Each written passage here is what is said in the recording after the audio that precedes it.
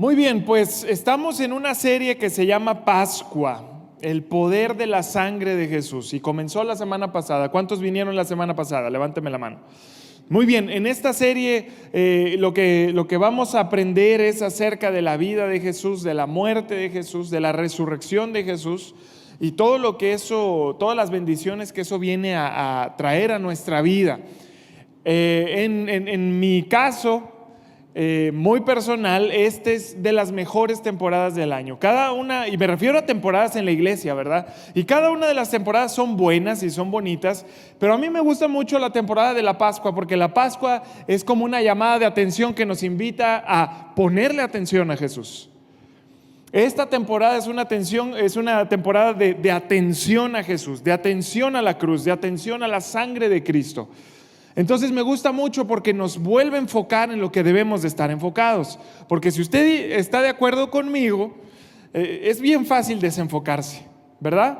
Es bien fácil poner atención a cosas que no debemos de poner atención y dejamos olvidado la importancia de la cruz y de el sacrificio y la resurrección de Cristo. Entonces es muy padre esta temporada porque aprovechamos para ajustar nuestro enfoque y ponerle atención a lo que debemos de ponerle atención, ¿verdad?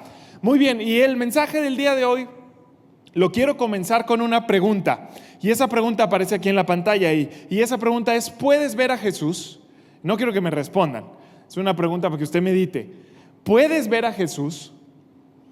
Y a pesar de que esta pregunta puede ser sencilla, realmente es muy profunda. ¿Puedes ver a Jesús? Y quizá algunos de ustedes tendrían diferentes respuestas a esa pregunta, y está bien. Muchos dirían: pues yo sí lo puedo ver a través de la Biblia, ¿verdad? Ahí veo la vida de Jesús. O lo puedo ver cuando alguna persona en la iglesia me ofrece cariño, me ofrece atención cuando estoy pasando momentos difíciles. Ahí puedo ver a Jesús. O lo puedo ver de la forma en que me salvó y me rescató y el día de hoy tengo esperanza. Y entonces cada uno podemos ponerle ahí alguna respuesta, ¿verdad? Pero yo quiero que usted considere tres cosas. Cuando nos hacemos la pregunta, ¿podemos ver a Jesús? Hay que saber en dónde está Jesús, ¿verdad? Para poder verlo. Entonces yo le quiero dar tres cosas para que usted considere. Número uno, Jesús está dentro de mí y Jesús está dentro de usted. Su espíritu está en nosotros, eso dice la Biblia. Entonces, número uno, Dios está dentro de mí. Eso viene en 1 Corintios capítulo 3. Él está habitando en usted. Entonces, ¿dónde está Jesús? En mí. Número dos, Jesús está en todos lados, en todo tiempo, en todas partes.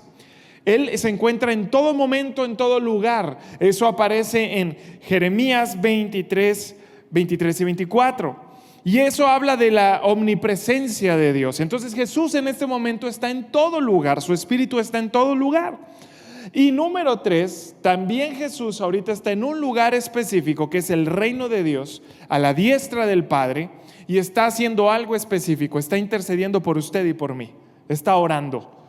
Y eso aparece en Romanos 8:34. Entonces, cuando nosotros consideramos dónde está Jesús, pudiéramos decir, pues sí lo puedo ver, ¿verdad? Lo puedo ver, y ahorita les dije algunas respuestas, pero si somos sinceros, muy probablemente, hasta la segunda venida de Jesús, muy probablemente ninguno de nosotros lo vamos a ver con nuestros ojos naturales. Hasta la segunda venida, ahí sí lo vamos a ver todos. Pero antes de eso, va a ser muy difícil que alguno de nosotros lo vea con nuestros ojos naturales. Por lo tanto, si nosotros queremos ver a Jesús, necesitamos ajustar nuestros ojos espirituales. Jesús opera en un ambiente espiritual, y entonces si yo quiero ver a Jesús, tengo que fijar mi vista y mi atención. Tengo que fijar mi enfoque espiritual, y de esa manera lo voy a poder ver. Entonces yo le quiero preguntar: ¿podemos ver a Jesús? Sí lo podemos ver. Y quiero que me acompañe por favor a Hebreos 12:2. Fíjese lo que dice Hebreos 12:2. Dice así: fijemos la mirada. Diga conmigo: voy a fijar mi mirada. A ver, con más convicción: voy a fijar mi mirada. Eso, dice: fijemos la mirada en Jesús, el iniciador y el perfeccionador de nuestra fe. Entonces Hebreos lo que nos está diciendo es que sí se puede ver a Jesús, y no solamente nos dice que sí se puede ver a Jesús, sino que debemos de ver a Jesús. Ahí lo que nos está diciendo es: fija tu mirada, concéntrate, pon atención, y eso habla de algo intencional. O sea, haz todo lo que puedas para mantener tu atención en Cristo Jesús. Eso es lo que dice ahí. Ahora, ¿por qué está hablándolo de esa manera tan insistente y con tanta intencionalidad? Porque si usted está de acuerdo conmigo, es bien fácil perder el enfoque y perder la atención en lo que verdaderamente importa. El día de hoy hay un montón de cosas que compiten por nuestra atención. Responsabilidades, desafíos, problemas, situaciones, lo que sucede a nuestro alrededor. Entonces todo eso compite por nuestra atención. Y bueno, si luego le agregamos las redes sociales y le agregamos todas esas distracciones, y entonces esto es un llamado, no es un verso bonito, es un llamado a cada uno de nosotros que dice: fija tu atención en Cristo Jesús, porque es bien fácil perder de vista lo que verdaderamente importa. Se escribió hace mucho tiempo, y hace mucho tiempo era muy fácil perderlo de vista, y hoy en día es muy fácil perder de vista a Cristo Jesús. Y a lo mejor usted ha experimentado lo que yo he experimentado en diferentes ocasiones. Cualquier cosa roba nuestra atención. Viene un problema y me concentro en el problema y pierdo de vista a Jesús. Hay algo en mi vida que quizá no está funcionando como yo quiera y pierdo de vista a Cristo Jesús. Y cualquier cosa fácilmente puede robar la atención que Jesús merece. Entonces aquí Hebreos nos está diciendo: fija la mirada en Jesús, el autor y el consumador de la fe. ¿Cuántos vamos a fijar la mirada en Cristo Jesús? Y es una tarea de todos los días, porque todos los días se compite por tu atención. Todos los días. Y tú tienes que hacer a un lado las cosas que no importan. Tienes que hacer también a un lado las cosas que importan, pero que quizá están robando tu esperanza y tu fe. Tienes que hacer eso a un lado y decir: voy a fijar mi mirada en Cristo Jesús. Y aquí es donde la Pascua obtiene su mayor relevancia. Porque la Pascua nos invita a poner atención a Jesucristo. El centro de todo es Jesucristo. Y la Pascua es una invitación a decir: pon tu mirada en Cristo Jesús. Está bien todo lo que está sucediendo alrededor de tu vida. No significa que no valga. Sí vale, es importante, pero pon tu mirada en Cristo Jesús. Pon tu mirada en Cristo Jesús. Entonces la Pascua es una llamada de atención que nos grita o nos dice: ¡hey! Así para que usted se despierte, los que se estaban quedando dormidos: ¡hey! Pon tu mirada en Cristo Jesús, no te olvides de Jesús. Y la Pascua nos vuelve a decir: ¡hey! A pesar de todo lo que estás viviendo y experimentando, pon tu mirada en Cristo Jesús. Recuerda la cruz, recuerda el triunfo de la cruz, recuerda tu esperanza en Cristo Jesús, recuerda que hay un futuro para ti, recuérdalo. Y ahí es donde la Pascua tiene su importancia, ¿verdad? Recordar y poner nuestra atención en Cristo Jesús. Entonces, si volvemos a la pregunta del principio, ¿puedes ver a Jesús? La respuesta es sí. Y el verso que acabamos de leer en Hebreos 12 es una invitación a ver a Jesús, pero a verlo específicamente de una manera. En Hebreos 12 se nos invita a ver a Jesús en los evangelios. O sea, en otras palabras, se nos invita a considerar la vida de Cristo Jesús. Eso es lo que se nos está invitando en Hebreos. Considera la vida de Cristo Jesús. Fíjate cómo Él hablaba, fíjate su manera de actuar, fíjate cómo respondía ante los desafíos, fíjate cómo trataba a la gente, fíjate cómo le hacía para tener fe en los momentos más desafiantes. Considera a Cristo Jesús. ¿Y cómo lo consideramos? En los evangelios. Cuando nosotros leemos los evangelios, estamos empapándonos de la vida de Cristo Jesús con un propósito en especial. Si seguimos leyendo Hebreos, que no lo vamos a hacer aquí, yo los invito a que lo lean en su casa. Si seguimos leyendo Hebreos, ahí se nos dice por qué tenemos que considerar la vida de Cristo Jesús y fijar nuestra mirada en Él. ¿Para qué? Para que nosotros terminemos nuestra carrera con victoria. Porque ahí hace como nos presenta una imagen de una carrera y dice que nuestra vida es como una carrera. Y para que nosotros no nos demos por vencidos y sigamos corriendo con perseverancia a pesar de los obstáculos, para poder obtener esa fuerza, esa esperanza, ese ánimo de continuar, tienes que poner atención en Cristo Jesús. Entonces Hebreos 12 nos invita a eso. Puedes ver a Jesús, sí lo puedes ver a través de su vida y debes de hacerlo. Y cuando lo haces, hay una versión que me gusta mucho, que es el mensaje que dice que cuando tú consideras la vida de Cristo Jesús, es como si se inyectara adrenalina a tu alma para decir, tengo que seguir echándole ganas.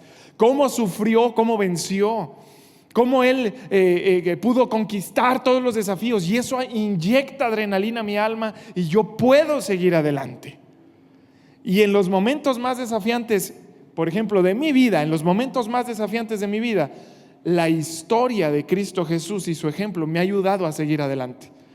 Porque hay situaciones que todos nosotros vivimos que nos invitan a tirar la toalla, ¿sí o no? Muchos de nosotros hemos tirado la toalla en algún área de nuestra vida o estuvimos a punto, pero considerar a Jesús hace que tengas esperanza y sigas caminando hasta terminar la carrera en victoria.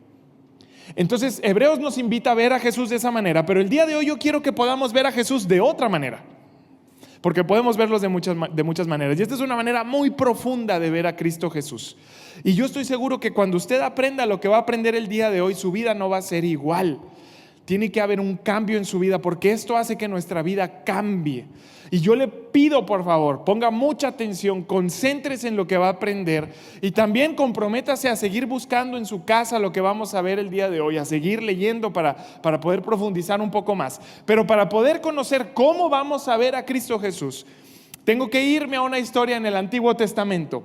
Y para los que han leído la Biblia y que les gusta mucho leer la Biblia, saben que Jesucristo está presente en toda la Biblia. Desde el principio hasta el fin, Jesús está presente. Y entonces en esta historia vamos a ver a Jesús presente de una manera muy especial.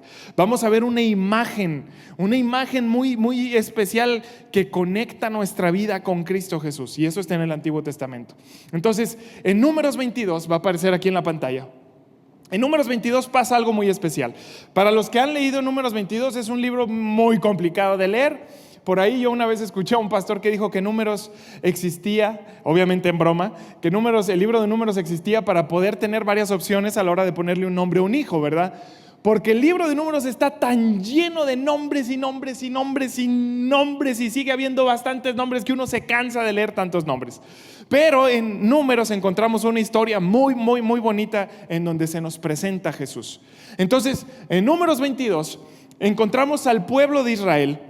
El pueblo de Israel acampando en un lugar en especial, en las colinas de Moab, en las afueras de Moab, y estaban acampando en un lugar. ¿Por qué estaban acampando? Porque ellos todavía no tenían territorio. Recordemos que el pueblo de Israel sale de Egipto, sale de la esclavitud, y Dios les dice, vamos a ir por el desierto hacia la tierra prometida. Entonces, en el transcurso de la tierra prometida estaban acampando en muchos lugares, pues todos los días tenían que dormir en algún lugar y acampaban. Y entonces en esta ocasión están acampando en las colinas de Moab. Y bien interesante, porque el lugar en donde están acampando es un lugar que es como bajo, como profundo. No está alto el lugar, sino que está bajo, es un valle, ¿sí? Si lo vemos así como a la altura del nivel del mar, ¿verdad? Está como al nivel del mar, es bajo ese lugar, y ahí estaban acampando ellos. Y entonces pasa algo muy interesante en esta historia, porque la historia dice que ahí estaban acampando y sale un personaje que se llama Balac.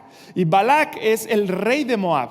Y entonces el rey de Moab sube a unas montañas y él está en lo alto. El pueblo de Israel está abajo y él está en lo alto. Y en lo alto él ve el campamento. Y entonces él se llena de miedo porque ve al pueblo de Israel acampando. Se llena de miedo porque él había escuchado las historias de cómo Dios les había dado la victoria al pueblo de Israel ante otras naciones. Y entonces él ve al campamento que está cerca de su pueblo y él dice, ya valió, ¿verdad? Entonces se llena de miedo y dice, algo tengo que hacer para que este pueblo no venga y nos conquiste. Y entonces se le ocurre un plan, y por ahí existía un hombre que se llama Balaam. Tenemos a Balac y tenemos a Balaam. Y Balaam era un personaje muy interesante porque él cuando maldecía a algo o a alguien, ese algo y ese alguien era maldito. Y cuando bendecía a algo o a alguien, ese algo o ese alguien era bendecido. Y entonces Balac dice, se me ocurre algo, voy a hablarle a Balaam y que maldiga al pueblo de Israel para yo poder ganarles, porque yo sé que cuando él maldice, cae maldición. Y entonces quiero que me acompañen, vamos a leer un poco de esta historia. Números 22, verso 4.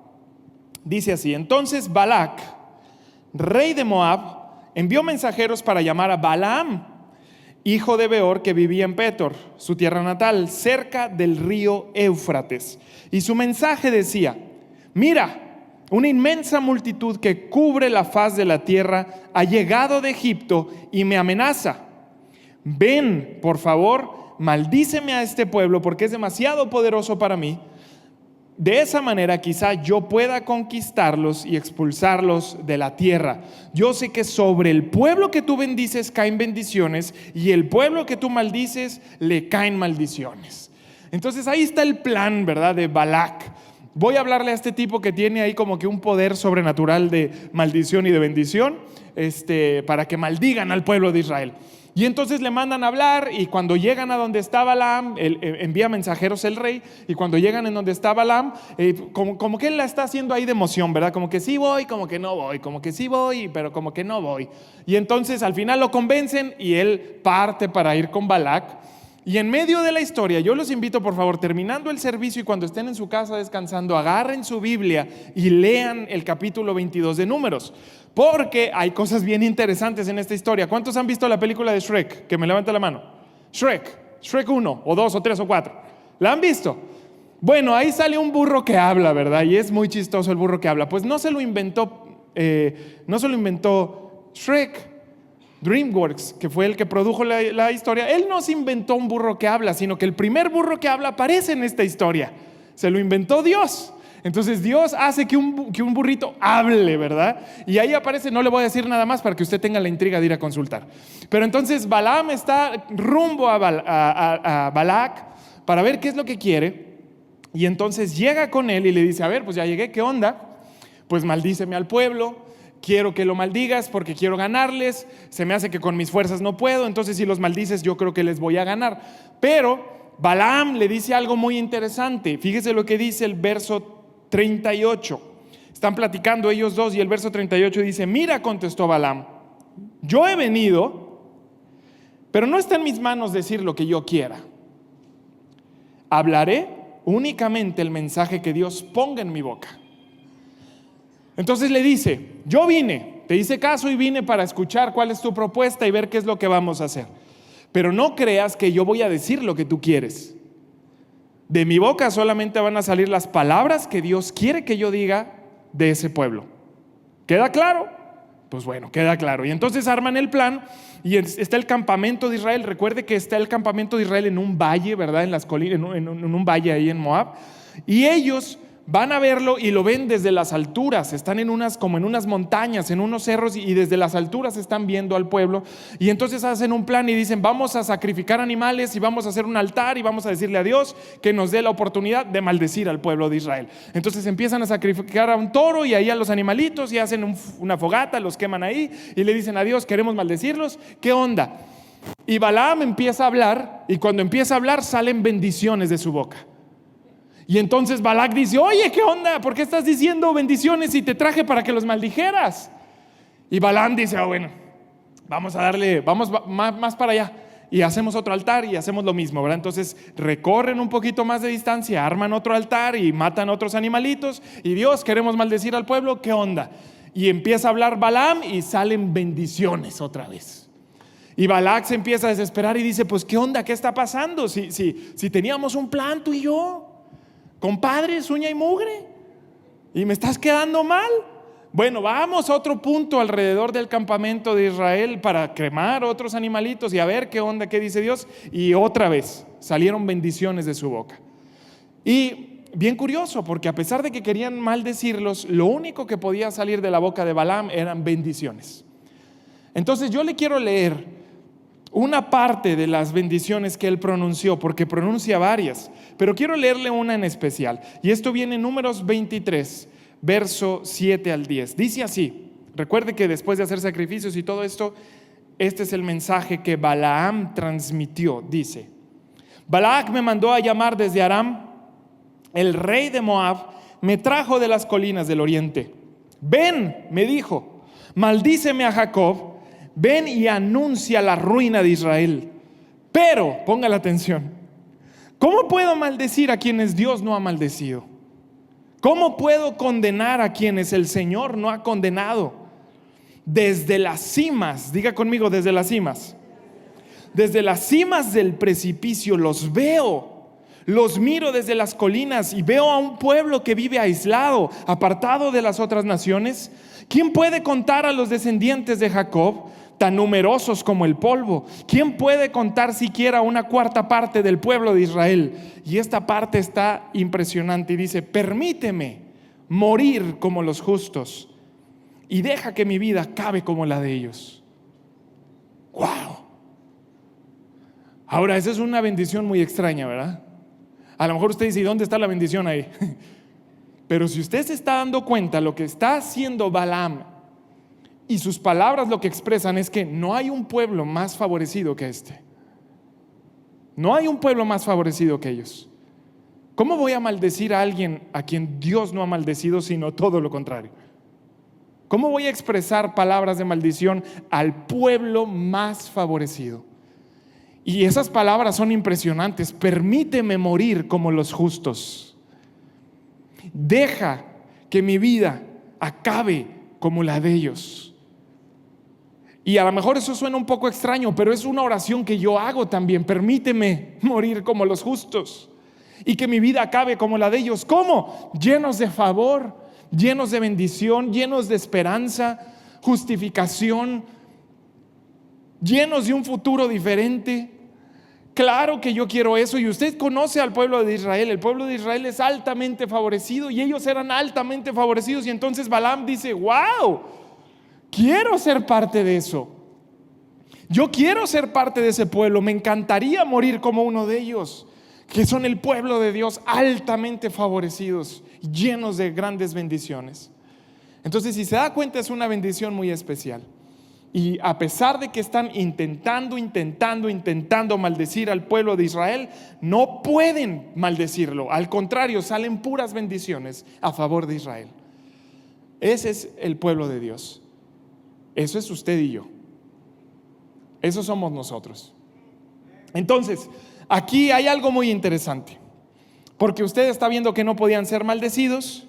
Usted está viendo que al contrario eran bendecidos, y uno dice: ¿por qué eran tan bendecidos y no podían ser maldecidos? Y a lo mejor usted puede pensar en diferentes razones que son correctas. Por ejemplo, ese pueblo contaba con las promesas de Dios y por eso eran bendecidos.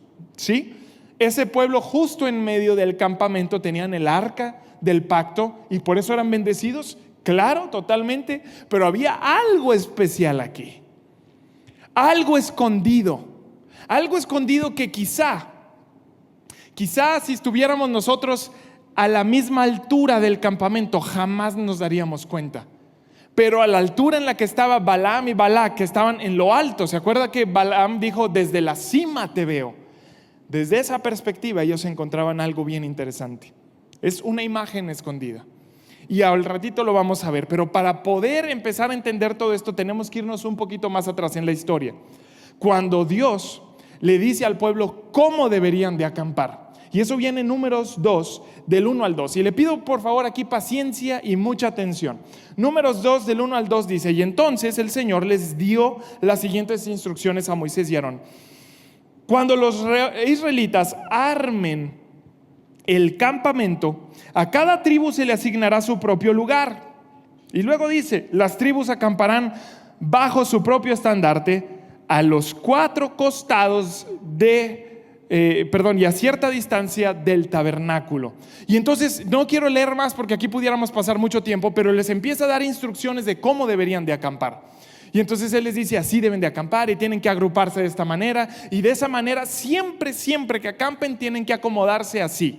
Cuando estén marchando va a ser completamente diferente. La tribu de Judá va a ir adelante, etcétera, etcétera. Pero cuando acampen tienen que acampar de esta manera.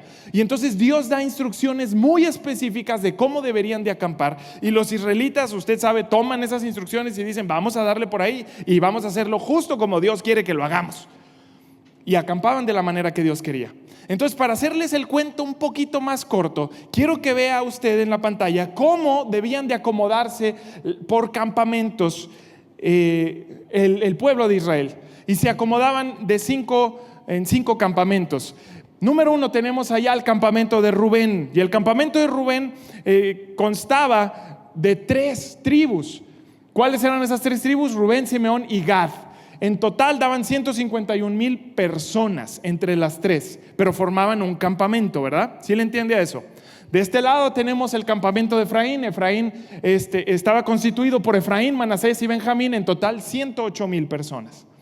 Y acá tenemos al campamento de Judá. Judá tenía que ver con Judá, Isaacar y Zabulón, 186,000. De este lado tenemos al campamento de Dan. Dan eran Dan, Aser y Neftalí, en total 157,600. Y en medio, alrededor del tabernáculo, estaba el campamento de Leví, que eran 22,000 personas, con 300 sacerdotes aproximadamente más.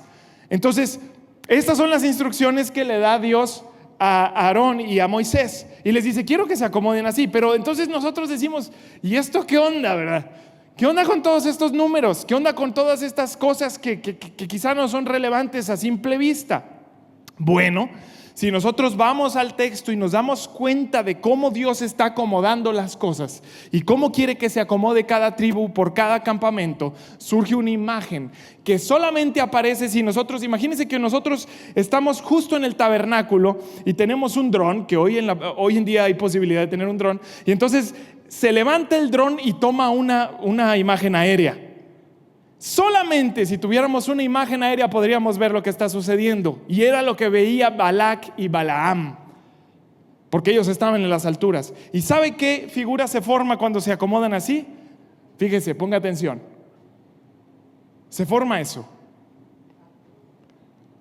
Cuando el pueblo de Israel se formaba justo como Dios les decía, campamento por campamento, los números de cada uno, se formaba una cruz.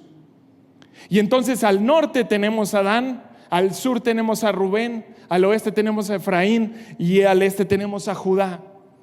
Y de acuerdo al número de personas, de la cantidad de personas, porque usted sabe, aquí están los totales: 157,000, 108,000, 186, 151. Se acomoda todo eso y da la forma de una cruz.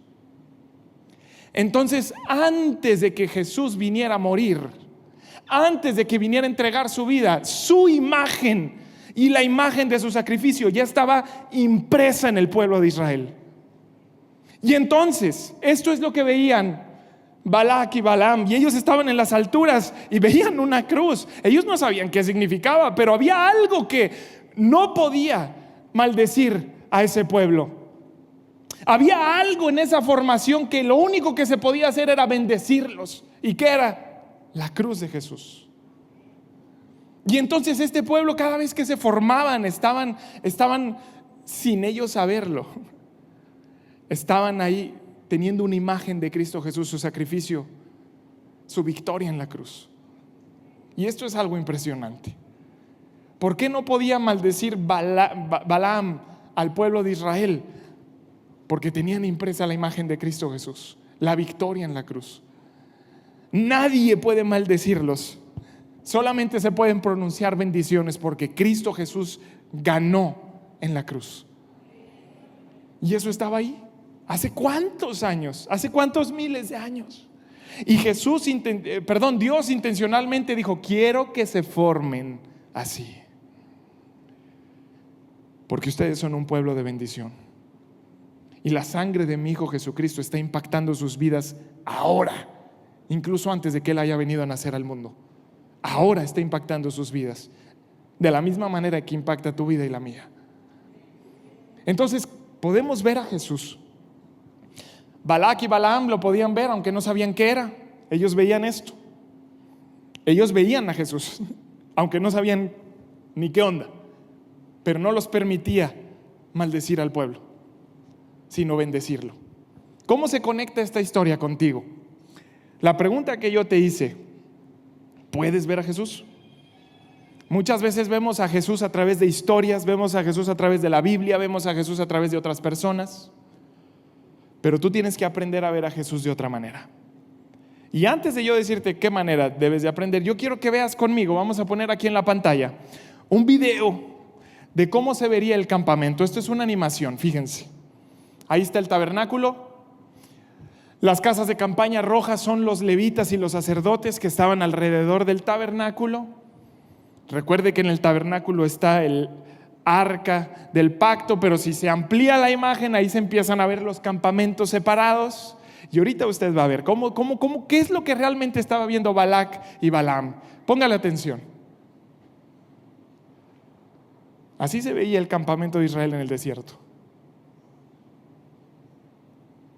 ¡Wow! Jesús ahí presente. Jesús presente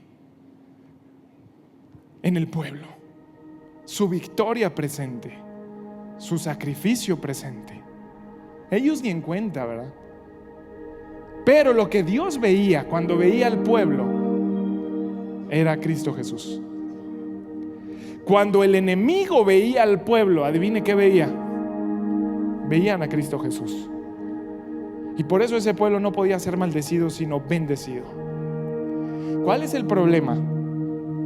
Que nosotros logramos saber a Jesús de diferentes maneras. Lo vemos en la Biblia, lo vemos en otras personas, pero no logramos verlo como deberíamos de verlo. Y la manera en que deberíamos de ver a Jesús es en nosotros mismos. Nosotros tenemos que ver a Jesús en nosotros mismos. Pero la verdad es que vamos por la vida con nuestra atención puesta en todos los lugares menos en donde debe de estar. Y Hebreos dice: fija la mirada en Cristo Jesús. ¿Dónde está Cristo Jesús? Aquí. Soy un hijo de Dios. Usted es un hijo de Dios, una hija de Dios. Y la imagen de Cristo Jesús está impresa en cada uno de nosotros. Fuimos rociados con su sangre, dice Pedro.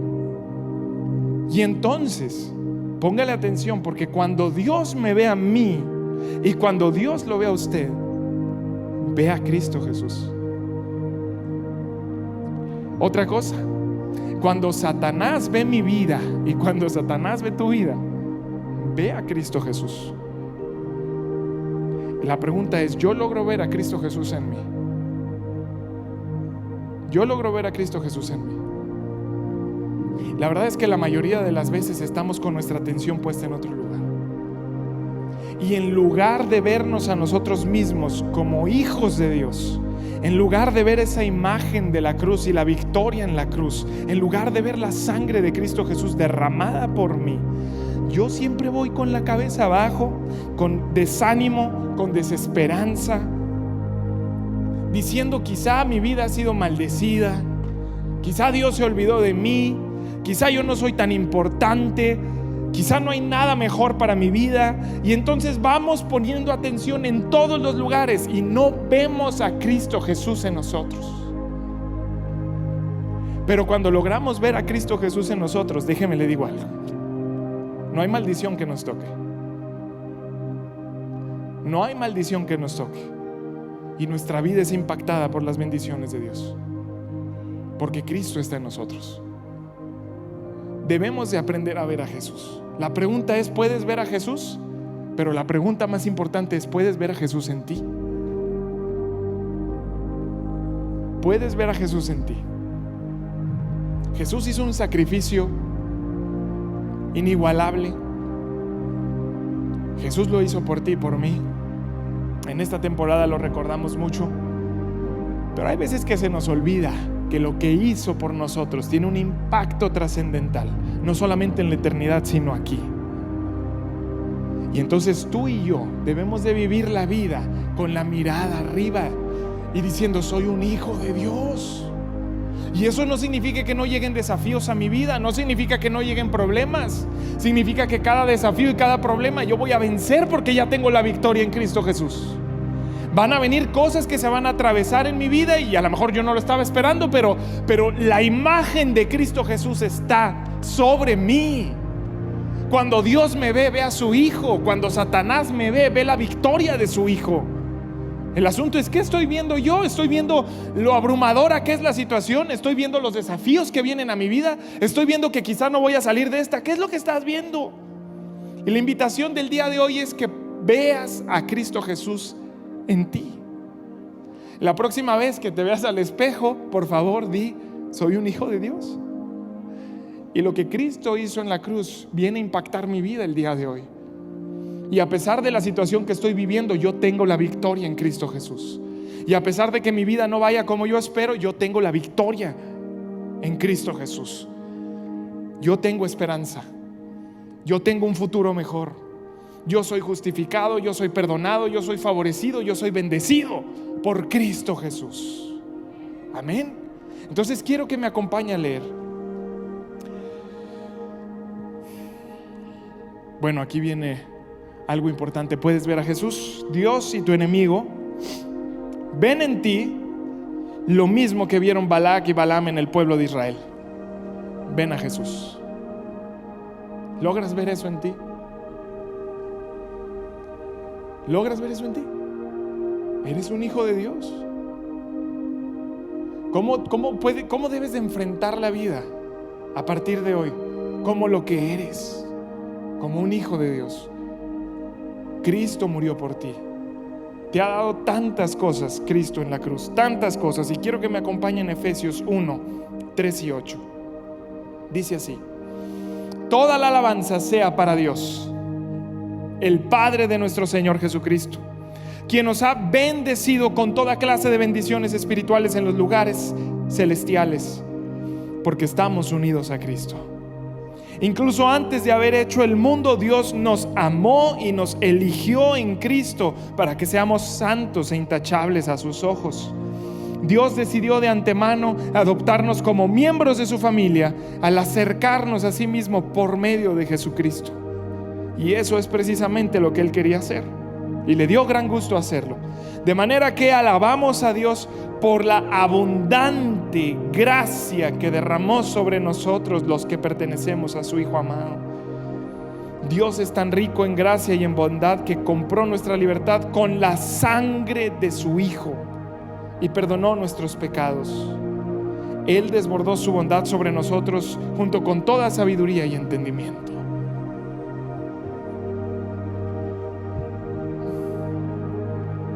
Sabe, muchas veces nosotros hemos sido bendecidos. Aquí dice, ¿verdad? Ya hemos sido bendecidos y tremendamente bendecidos. Pero quizá andamos como el pueblo de Israel, con una imagen tan poderosa sobre ellos de la cruz, pero sin darnos cuenta de la importancia de eso.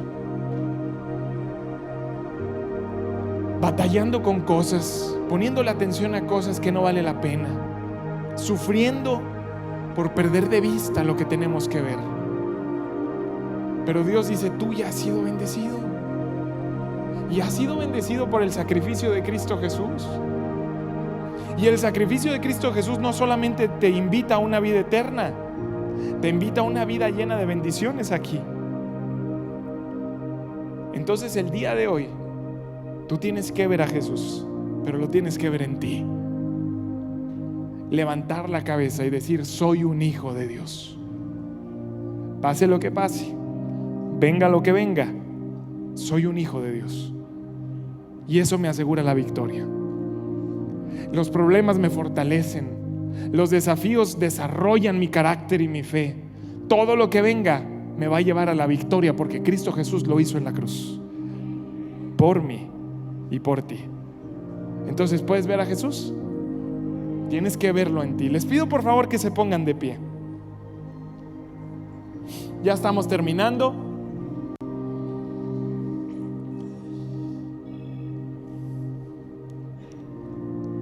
Usted ha sido impactado de una manera hermosa por Cristo Jesús. Lo hemos experimentado, pero debemos de experimentarlo más. Y eso lo logramos al darnos cuenta de lo que Él hizo por nosotros, de lo que obtenemos por su sacrificio y por su victoria. Entonces, ponga la atención a lo que viene en la pantalla.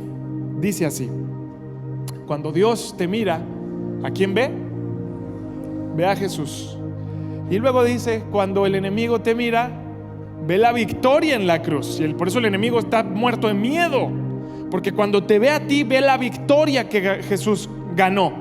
No puedo hacer nada ahí, Jesús ya ganó. Pero, número 3, cuando te ves como Dios te ve, encuentras al Hijo de Dios que hay en ti. Pero hay tantas veces que nosotros vamos caminando en esta vida como algo que no es ser un hijo de Dios. Vamos caminando como abandonados, como personas sin esperanza, abrumados por la realidad de la vida. Pero cuando tú te ves como Dios te ve a ti, te das cuenta que eres un hijo de Dios. Te das cuenta de lo que el sacrificio de Jesús ha hecho a favor de ti. Entonces hoy y en esta temporada, en esta Pascua, la invitación es: fijemos nuestra vista en Cristo Jesús, el autor, el consumador de nuestra fe. Y si tú tienes tu mirada fija en Él, o sea que si tú te ves a ti mismo y encuentras a Jesús en ti, entonces vas a caminar la carrera y vas a terminarla en victoria. Y esa es una promesa. Fijemos nuestra vista en Cristo Jesús. Entonces le pido por favor que tome un tiempo para concentrarse ahí en su lugar. Cierre sus ojos, que nada lo distraiga, y permítame orar por usted. No necesita repetir lo que yo voy a decir. Yo voy a orar y usted ore en su lugar. Gracias, Padre, por este día. Gracias por la oportunidad que nos das de estar en este lugar y de escuchar tu palabra. Hoy especialmente, Padre, te damos gracias por Cristo Jesús, por su vida, por su muerte y por su resurrección. Porque en su victoria, Señor, nosotros tenemos la victoria. Nosotros hemos sido bendecidos por lo que Él ha ganado en la cruz. Y el día de hoy nuestra vida es diferente y nuestro futuro es diferente porque Cristo Jesús venció a la muerte. Hoy somos perdonados, hoy somos justificados y todo se lo debemos a Cristo Jesús. El día de hoy somos llamados tus hijos. El día de hoy somos parte de tu familia. El día de hoy somos coherederos con Cristo Jesús. El día de hoy contamos con las bendiciones celestiales que tú has preparado para nosotros y te damos tantas gracias por eso. Y eso fue posible por Cristo Jesús. Gracias por Cristo Jesús, porque es el Cordero perfecto que pagó el precio que nosotros debíamos. Y el día de hoy nuestra vida no es maldecida, sino todo lo contrario, nuestra vida es bendecida. Y a pesar de que el diablo quiera hacernos daño y quiera venir a traer maldición sobre nuestra vida, no puede, porque nosotros ve a Cristo Jesús y su victoria. Pero Padre, te pido en el nombre de Jesús que en medio de esta vida abrumadora, en medio de todo lo que sucede alrededor de nosotros, recuérdanos fijar nuestra mirada en Cristo Jesús, porque ahí está nuestra esperanza. Ayúdanos, Señor, que en medio de los problemas y las dificultades, en medio de enfermedad, en medio de una crisis económica, en medio de cualquier cosa, ayúdanos a recordar que nuestra esperanza está en Él y solamente en Él. Y ayúdanos a ver a Cristo Jesús en nosotros. Tú nos has bendecido, Padre. No lo merecemos, pero tú nos has bendecido. Y el día de hoy te damos gracias por eso. Gracias, Señor. Y yo bendigo a esta iglesia, Padre, a cada una de las personas que están en este lugar. Padre, en el nombre de Jesús, te pido en el nombre de Jesús que cada uno de los que estamos aquí afrontemos esta vida como lo que somos, como hijos de Dios. Te pido en el nombre de Jesús que en medio de cualquier circunstancia, todas las personas que estamos aquí, que están escuchando en sus casas, levantemos la mirada como hijos de Dios, dándole la bienvenida a las bendiciones y al futuro que tú tienes preparado. Padre, en el nombre de Jesús, todas las personas que están pasando un momento difícil en este momento, esa circunstancia, ese desafío los va a fortalecer y los va a llevar a la victoria, porque Cristo Jesús lo ha hecho por nosotros. Bendice a esta iglesia, Padre, te lo pedimos en el nombre de Jesús. Amén.